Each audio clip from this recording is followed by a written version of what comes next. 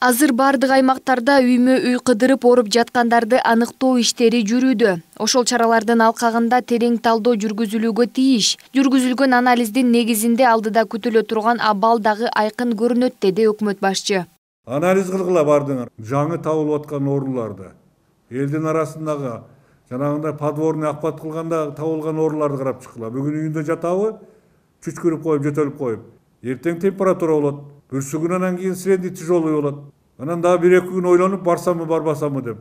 Ошондой немеге жеткирбеш үчүн жанагы подворный обходдон кийин обязательно вытаскивать этип ошолорду алып келип стационардан тиешелүү баягы жардам бергенде, дневной стационардан ишти жүргүзүш керек бар жерде. Өкмөт мамлекеттик сатып алуулар аркылуу учурда зарыл болуп турган дарыларды алып келүүдө. Мындан тышкары фармацевтикалык компаниялардын медициналык каражаттарды алып келүүсү үчүн шарттар түзүлүп берилип, алар бул багыттагы иштерди үзгүлтүксүз жүргүзүүдө. Бирок айрым дарыканалар алып сатарлар менен иш алып барууда. Ошондуктан айрым дары каражаттарына таңсыктык дагы деле болууда жана кымбат саткан учурлар кездешүүдө. Буга байланыштуу премьер-министр тармактык мамлекеттик органдарга маселени көзөмөлгө алуу боюнча катуу талап койду. Муну менен катар Кубатбек Боронов илдетке чалдыккан жаңы учурлар көп катталып жаткандыгын айтып, аймактардын жетекчилери бул багытта иштер боюнча өкмөт башчынын сынына кабылышты. Региондор боюнча жаңы случайлар көбөйгөндөн көбөйүп атат. Кээ бир областтар Бишкек шаарынан да ашып кетти го силер. Значит, санитардык нормалар кармалбай атат дагы. Бир жагын кармасаңар, экинчи жагын унутуп кала бересиңер. Койгула да орун басарларды, тиешелүү жетекчилерди ар бири өзүнүн багытын карап бере тургандай кылып.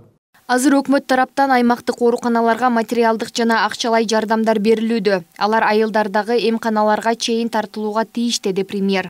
Биз 2 источникте бүгүнкү күндө территориалдык больницаларды райондордогу жабдып атып турбуз. Биринчиси материалдык түрдө, бул сиздерди бөлүштүрүп берип атасыңар, ФОМС аркылуу, министрлик аркылуу. Экинчиси акчалай ФОМС аркылуу кетип атат. Дары-дармек алганга плановый и башка дагы. Ушул жардамдардын жетишсүү түрдө бардыгына тартиби менен фаптарга чейин бөлүнүп атканын акимдер колго алсын.